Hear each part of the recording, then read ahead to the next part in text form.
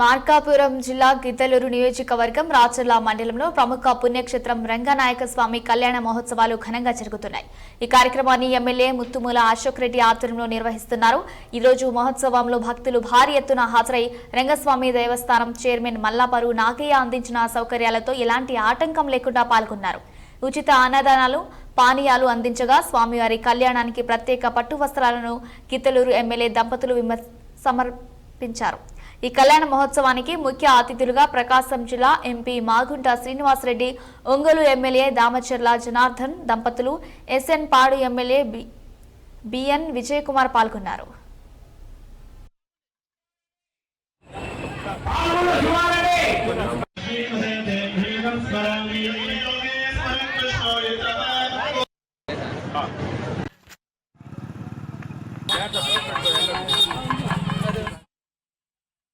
కళ్యాణం జరుగుతుంది.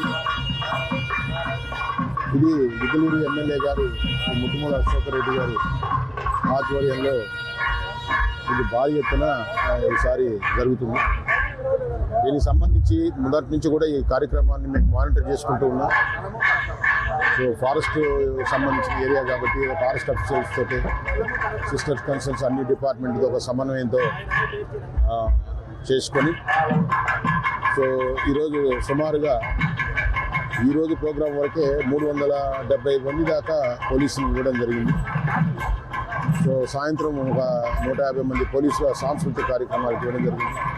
ఇక్కడ కూడా ఇప్పుడు 180 మంది పోలీసులు కంప్లీట్గా ఇటు గిద్దలూరు నుంచి వచ్చే దారిలో అయితేనేమి, ఇటు ఖమ్మం నుంచి వచ్చే రూట్లో కానీ, సో అట్లాగే స్వామి ఆలయాల్లో కానీ, ఈ కళ్యాణం దగ్గర మెయిన్గా మళ్ళా కూడా ఆర్చ్ నుంచి కళ్యాణం ప్లేస్ వరకు వచ్చే దగ్గర పార్కింగ్ ప్లేస్లో కానీ ప్రతి దగ్గర కూడా ఒక సిస్టమేటిక్గా మా ప్రీతమ్మ ఎస్పీ హర్షవర్ధన్ రాజు గారి ఆదేశాల మేరకు ఆయన నేతృత్వంలో